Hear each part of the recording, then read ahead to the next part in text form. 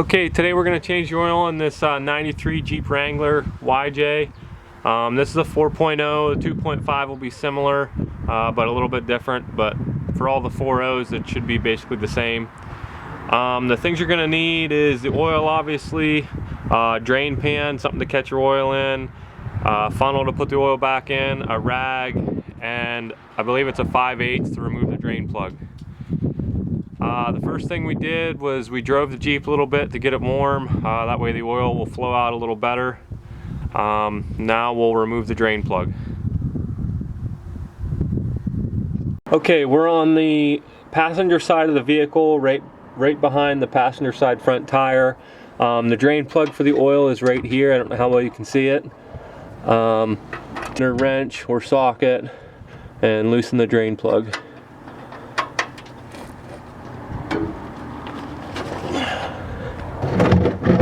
Make sure you have your oil catch pan ready and pull your plug out.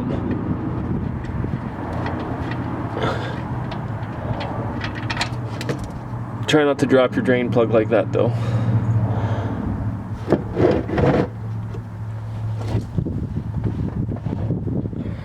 Okay, we'll let that drain now.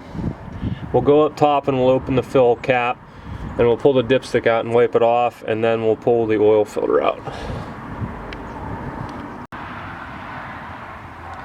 Okay, next we're going to remove the filter on the passenger side of the block.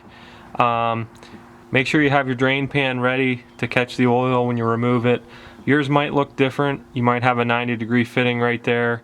Your oil filter might be 90 degrees different than mine is. I think that was mostly the Cherokee's though.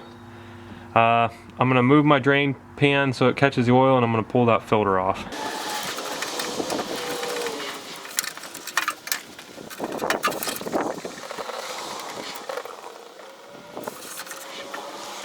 Okay, we got that off. I also didn't mention in the beginning that you're going to need an oil filter and probably an oil filter wrench, depending on who put yours on last. The oil filter I'm using is a Motorcraft FL1A.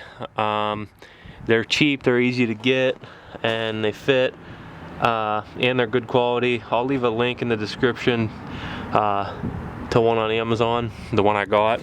Alright, next I'm going to reinstall the new filter. The old filter, I always check to make sure the gasket for the filter came off, which it did. So I'm going to wipe that surface up a little bit and install the new oil filter.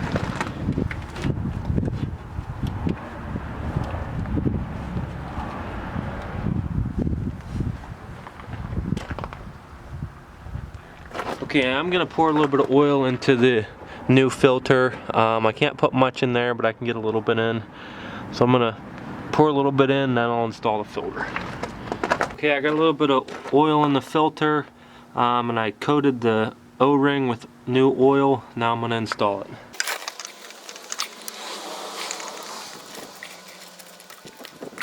Okay, now it only needs to be hand tight. You don't need to put a wrench on it to tighten it up. So that's plenty tight enough. Now we're going to get the drain plug and reinstall it.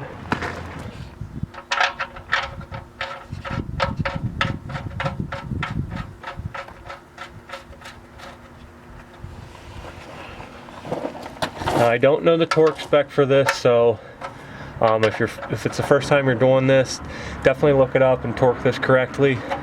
I've done enough of these to know by feel what it needs to be. Okay, and that's good enough. Alright, now we'll go up top and put the new oil in. Okay, we got the new oil filter on, we got the drain plug in, now we can pour the oil in. Okay, this takes 6 quarts of motor oil. I'm using 1540 diesel oil, but you can use whatever you want. Well, it's fairly cold out today, so it might take a while for this to pour in there.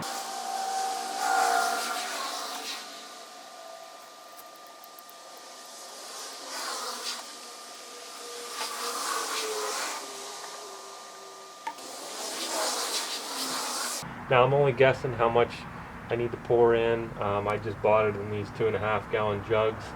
I'm just going to put in what I think it needs, and then I'm going to check it on a dipstick. All right, we're gonna let that sit for a minute and settle down to the bottom of the motor, and then I'm gonna pull the dipstick and check it. Okay, I got the oil level where it needs to be. Now I'm gonna start it up, run it for 30 seconds or a minute, and then shut it off. I'm sure it's gonna go down a little bit because the oil filter was mostly dry. So I'm gonna do that, and then I'll check it again and probably add a little bit more.